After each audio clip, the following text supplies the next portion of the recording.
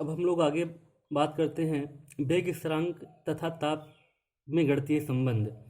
इस वेग स्थिरांक तथा ताप में जो गणितीय संबंध होता है उसे हम लोग आर्हेनीय समीकरण कहते हैं। ये बहुत ही महत्वपूर्ण प्रश्न है, ये लगभग हर परीक्षा में आता है। तो जो आर्हेनीय समीकरण होता है या फिर वेग स्थिरांक तथा ताप में जो गणितीय संबंध होता है उसे हम किस प्रकार व्यंजक के रूप में प्राप्त करते हैं, इसका डेरिवेशन नहीं है, केवल आपको यहाँ पर समीकरण ही पढ़ना है।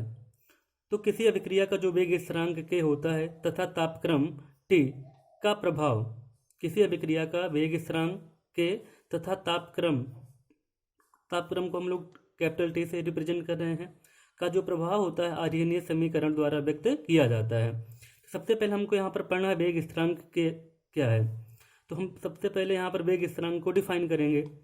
किसी अभिक्रिया का वेग स्थिरांक उस अभिक्रिया विशेष के लिए, किसी अभिक्रिया का वेग स्थिरांक उस अभिक्रिया विशेष के लिए किसी निश्चित ताप पर विशिष्ट स्थिरांक होता है, किसी निश्चित ताप पर विशिष्ट स्थिरांक होता है तथा इसका मान अभिक्रिया के उस वेग के बराबर होता है जब अभिक्रिया में अभिकारक का सांद्रण इकाई मोल प्रति लीटर हो। तो मोल प्रति लीटर को हमने यहाँ पर मोल इंटू लीटर की पावर -1 लिखा है।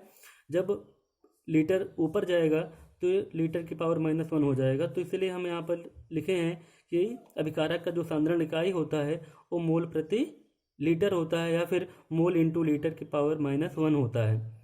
अब इस आर्हेनीय समीकरण को हम कुछ इस तरीके से व्यक्त कर सकते हैं, K = A इंटू ई की पावर यहाँ पर है -EA/RT। एक समीकरण है, ये भी हमारा क्या है, आर्हेनीय समीकरण है।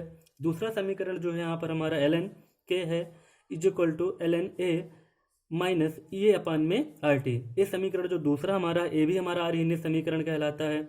या फिर हम कह सकते हैं 2.303 log base 10 K = 2.303 log base 10 A -EA/RT। ये जो हमारा तीसरा समीकरण है ये भी हमारा आर्हेनीय समीकरण ही है। चौथा हमारा समीकरण है log base 10 K = log base 10 A -EA/में 2.303 RT। ये चौथा समीकरण है। तो जो पहला, दूसरा, तीसरा, चौथा समीकरण है, ये चारों समीकरण हमारे आर्हेनीय समीकरण कहलाते हैं, जो कि किसी अभिक्रिया के वेग स्थिरांक के तथा तापक्रम T के प्रभाव को हम लोग आर्हेनीय समीकरण के द्वारा व्यक्त कर सकते हैं। जहाँ पर लिखा गया है समीकरण 1, 2, 3 व 4 आर्हेनीय समीकरण के अलग अलग रूप हैं। अब यहाँ पर जो उपयुक्त शब्द हैं, उपयुक्त अक्षर हैं, यदि उनका हम अर्थ जाने तो यहाँ पर जो K है अभिक्रिया का वेग स्थिरांक। कई बार आप लोगों ने पढ़ा है कि किसी भी अभिक्रिया में जो K होता है वो अभिक्रिया का वेग स्थिरांक होता है रासायनिक बलगतिकी के अंतर्गत। T यहाँ पर है परमताप, ये है यहाँ पर, ये को हम लोग बोलते हैं एक्टिवेशन एनर्जी। तो ये यहाँ पर अभिक्रिया की संक्रियण ऊर्जा है।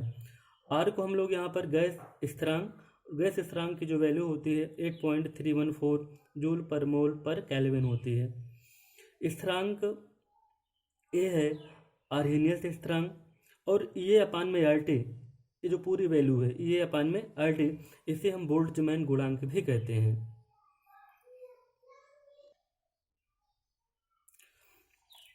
इसी समीकरण 4 से जो हमारा आर्हेनीय समीकरण का चौथा समीकरण प्राप्त हुआ है, इसी चौथे समीकरण से हम लोग किसी भी अभिक्रिया के सक्रियण ऊर्जा को हम लोग आसानी से ज्ञात कर सकते हैं। कैसे ज्ञात कर सकते हैं हम आगे आपको बता रहे हैं। तो सक्रियण ऊर्जा ज्ञात करने का जो यहाँ पर हमारा समीकरण है, समीकरण 4 से log base 10 K तथा तापक्रम 1/T में ग्राफ खींचने पर एक सीधी रेखा प्राप्त होती है। समीकरण 4 में जो यहाँ पर हमारा log base 10 K है तथा तापक्रम 1/T में जब हम लोग ग्राफ प्लॉट करते हैं, ग्राफ खींचते हैं, तो एक हमको सीधी रेखा प्राप्त होती है। हमने यहाँ पर एक O बिंदु लिया है, यहाँ पर V है। अब जो 1/T है यहाँ पर हमारा ये इंक्रीज हो रहा है, तो यहाँ पर हमने जो ग्राफ प्लॉट किया है वो log base 10 K तथा 1/T में ग्राफ प्लॉट किया है। तो log base 10 K की जो वैल्यू है ऊपर की तरफ बढ़ रही है, 1/T इधर से बढ़ रहा है। तो जो यहाँ पर इंटरसेप्ट अंतःखंड है उसे हम लोग log base 10 A कर सकते हैं, जो O और B के बीच में है। तो जो पहले जो हमारी अभिक्रिया होती है धीरे धीरे धीरे धीरे होती है, मतलब रुक रुक के होती है, लेकिन जैसे देखा गया कि यहाँ पर 1/t का मान बढ़ रहा है, तो जो स्लोप है, जो ढाल है, वो यहाँ पर एकाएक -2.303 r हो जा रहा है।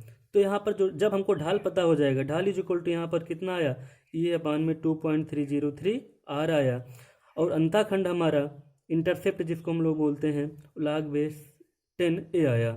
तो ढाल ज्ञात होने पर हम अभिक्रिया की सक्रियण ऊर्जा को आसानी से ज्ञात कर सकते हैं। और अभिक्रिया की सक्रियण ऊर्जा को ज्ञात करने के लिए जो हमारा समीकरण है 2.303 log/10 K2/K1 is equal to EA/R bracket में T2 - T1/T1 इंटू T2, जो हमारा पांचवा समीकरण है। इस पांचवें समीकरण से किसी भी अभिक्रिया के लिए, मतलब प्रथम कूट की अभिक्रिया के लिए, हम आसानी से सक्रियण ऊर्जा के मान को ज्ञात कर सकते हैं।